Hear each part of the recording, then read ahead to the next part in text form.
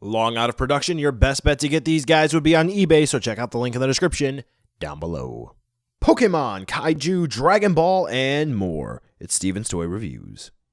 Hello there, collectors. It is Steven here, and we are going to take a trip to the Hoenn region for this review, where we take a look today at Tomy's Titan figures for Kyogre and Groudon. So these two are DX size legendary Pokemon figures from Tomy, rest in peace, that are made of vinyl, and they have pretty limited articulation. Now, one of the cool things about these two is that they are definitely large and in charge. So if you're looking for something that will spruce up your display and you are one for mostly accurate scale, these things have probably caught your eye a time or two. However, keep in mind, these were mass retail releases, and we all know how quality control can be on them. Given that they have shot up to astronomically high prices in the aftermarket, it's crucial to know how these figures are. So let's take a look to see whether or not they're worth adding into your collection.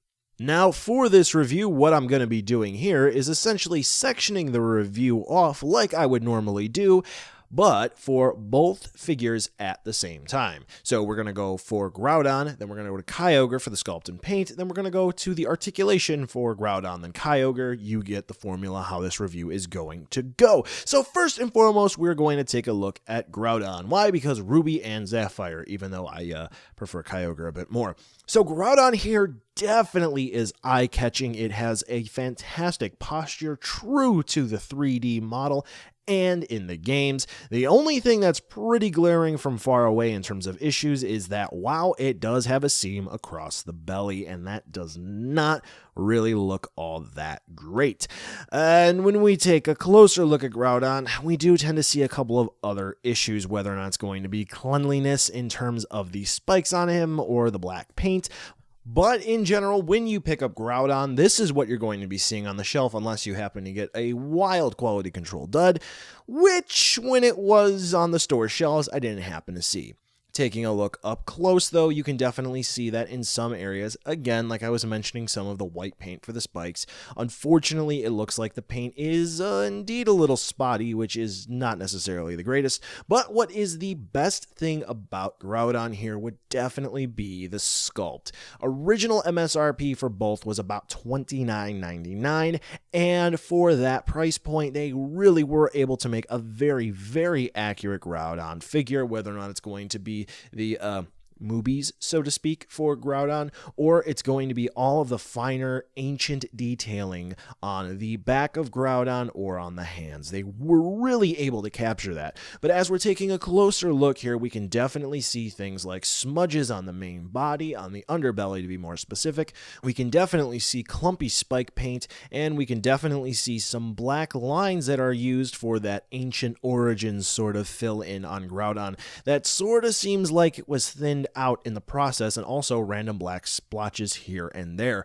Do keep in mind, I always do the best that I can to dust my figures before I throw them up on the review table, so what you're seeing here is about as close to factory setting, as you will, as I can get them. So overall, Groudon's sculpt is really cool, but unfortunately there are just a lot of paint hiccups where if you're one for the finer details, this one may just simply not be for you.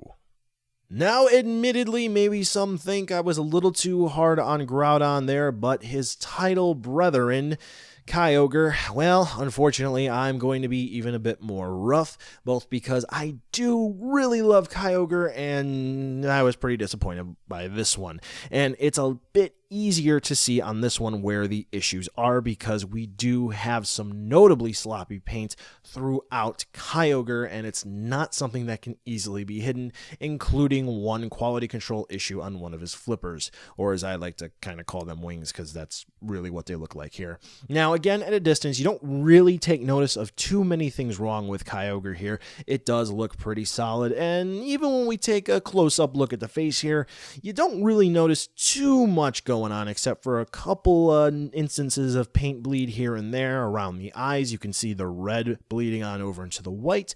On the chin there, maybe the white little ovals, not necessarily super duper clean, but hey, they look all right. But then when we get to things like on the underbelly of the chin there, that bottom portion, you can definitely see the paint start to bleed over a bit more.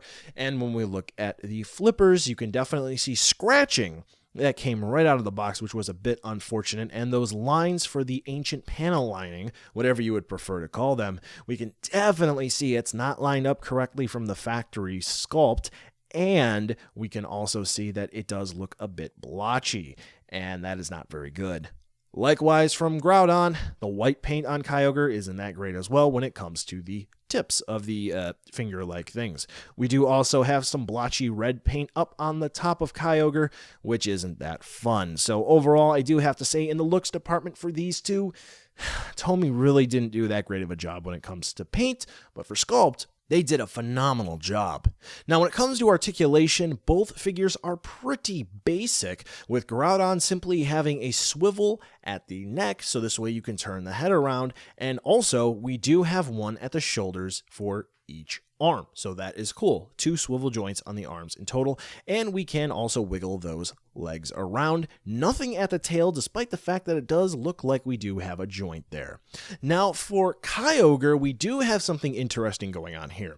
In the package, the 2 flippers are separate, so you have to peg them in, which means we do get swivel features for that, but they do also move up and down on a hinge, so that's pretty cool. Unfortunately, the one hinge on mine works really well. It's nice and tight, but the other one just flaps around all loosey-goosey, so effectively it's always in the downward position. And we do also have the 2 tail fins, I guess you might want to call them. Those are on swivels as well, so you can move those up and down. Now, to round off the review, because they don't come with any accessories, which is kind of dumb that Kyogre doesn't come with a support stand of any kind. It just kind of flops around on the shelf. Here's a size comparison with some other figures you just might have, and as you can see, no, not perfectly correct for scale, but they are indeed large, so this way they will look nice on your shelf alongside some of the other figures you may have. And if you're thinking about getting that gigantic Series Rayquaza from X Plus being in scale with it, no, that won't work. So buy now, skip, or wait for a deal. I gotta be honest with you here, I was a bit hesitant at MSRP when I got these a little while ago, and yeah, I think that was justified. So definitely paying the aftermarket price, that was a bit of a tough pill to swallow. But at the end of the day, I do think they have a certain charm to them, and the chances of us getting another release, even something similar to this, in just true blue vinyl format with even no articulation, is probably slim to none. This is definitely one of those instances where we're probably going to get nothing else on the market to match these. And, well, to be honest with you, quality-wise, these aren't super great or amazing. But you know what? At the end of the day, we do have a large Groudon and a large Kyogre figure, and fans of the two will probably still pick them up anyway. That is ultimately why I bought them. Yes, there are some issues, but you know what? They do actually kind of look nice in the whole macro sense, like sitting up on the shelf or in a nice battle display. Try to get them at a reasonable price. Well, folks, that's the end of this review. Thanks for watching, and be sure to follow me on social media to catch more behind-the-scenes shenanigans and updates. The end card should be popping up now with more hand-selected STR goodness for you to watch, so check out some of those videos. Be sure to check the description, too, to see where you can buy this figure or others like it, and some cool links, like the credits for this video, and other ways you can help out the channel. Thanks again for watching, and I'll catch ya in the next video.